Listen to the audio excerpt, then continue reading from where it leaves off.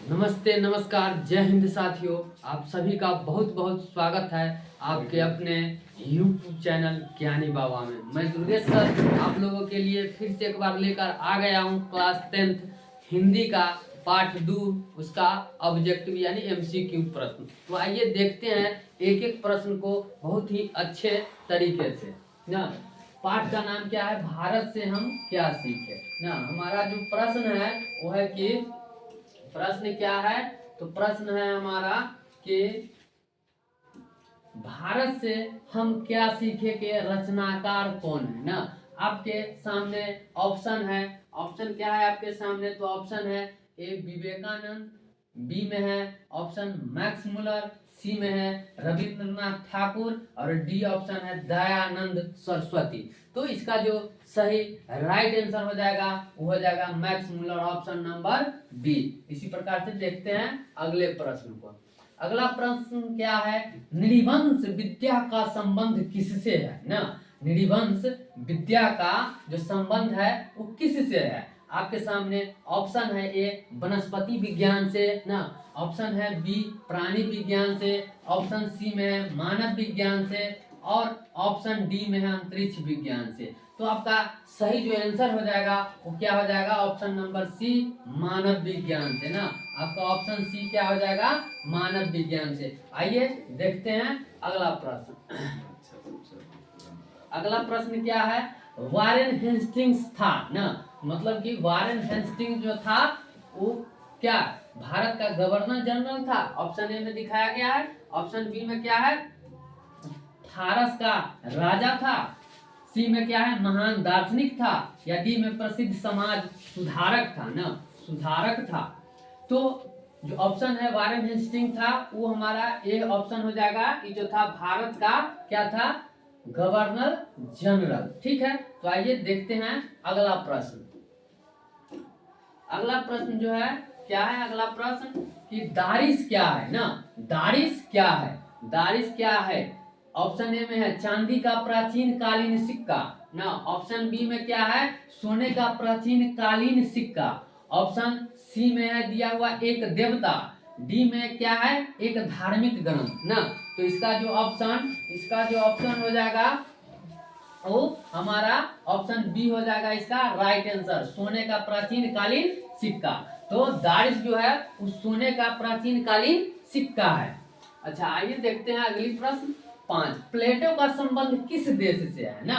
प्लेटो का जो संबंध है वो किस देश से है? तो ऑप्शन ए में है इटली से, बी में है स्पेन से, सी में है भारत से और डी में है यूनान से। तो हमारा ऑप्शन जो 5 नंबर प्रश्न का हो जाएगा वो प्रश्न आंसर हो जाएगा हमारा ऑप्शन डी, यानी प्लेटो का संबंध जो है वो यूनान से है। ठीक है, आइए देखते हैं अगला प्रश्न। अगला प्रश्न क्या है? शाहनामा का रचना काल है ना। शाहनामा का क्या रचना काल है? ऑप्शन ए में क्या है? ऑप्शन ए में है 7वीं से 8वीं सदी, ऑप्शन बी में है 10वीं से 11वीं सदी, ऑप्शन बी में क्या है? 10वीं से 11वीं सदी, ऑप्शन बी में है 4वीं से 5वीं सदी और ऑप्शन डी में है 5वीं से 6वीं सदी ना। तो इसका जो सही आंसर हो जाएगा वो ऑप्शन बी हमारा राइट आंसर हो जाएगा 10वीं से 11वीं सदी। आइए देखते हैं प्रश्न संख्या 7। प्रश्न संख्या 7 में क्या है? प्रश्न संख्या 7 है मुंडा किस देश की जाति है ना। मुंडा जो है वो किस देश की जाति है? मुंडा किस देश की जाति है? क्या वो मंगोल का है या चीन का है, मुल्तान का है या भारत का है? तो आपका जो सही आंसर है वो सही आंसर आपका क्या हो जाएगा? ऑप्शन नंबर डी, यानी मुंडा जो है वो भारत देश की जाति। मुंडा किस देश की जाति है? तो भारत देश की। आइए देखते हैं अगला प्रश्न 8 नंबर। 8 नंबर प्रश्न में क्या है कि संस्कृत का अग्नि शब्द ना, संस्कृत का कौन सा शब्द? संस्कृत का अग्नि शब्द लैटिन में किस रूप में मिलता है ना। लैटिन में जो है वो किस रूप में मिलता है?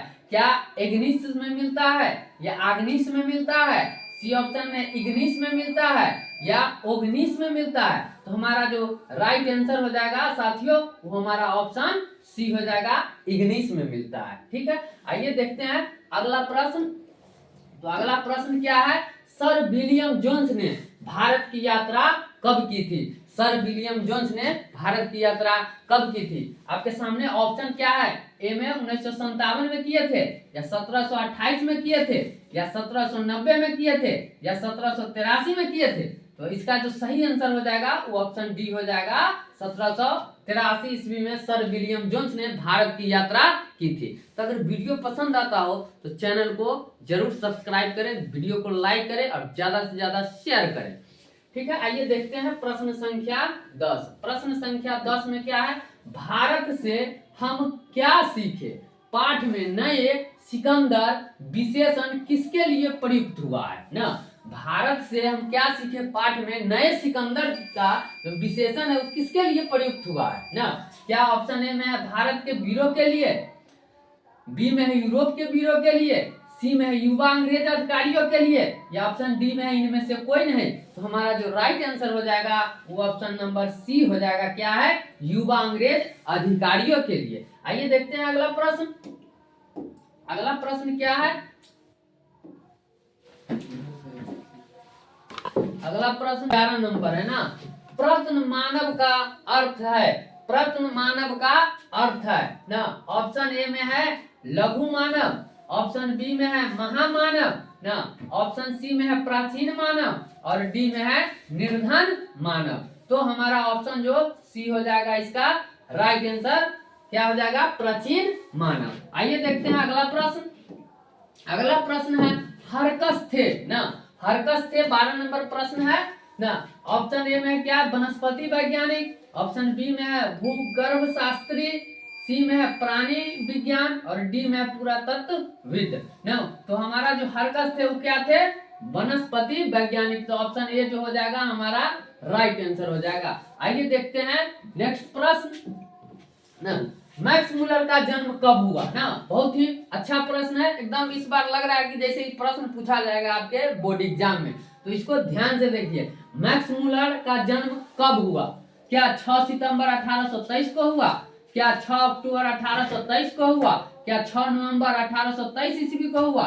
या 6 दिसंबर 1823 ईस्वी का हुआ? तो आपका जो राइट आंसर है वो क्या हो जाएगा? 6 दिसंबर 1823 ईस्वी, यानी ऑप्शन डी हो जाएगा आपका सही आंसर। आइए देखते हैं अगली प्रश्न। क्या है प्रश्न? 14 नंबर में है मैक्स मुलर का जन्म कहाँ हुआ था ना। मैक्स मुलर जो है उनका जन्म कहाँ हुआ था? मैक्स मुलर का जन्म कहाँ हुआ था?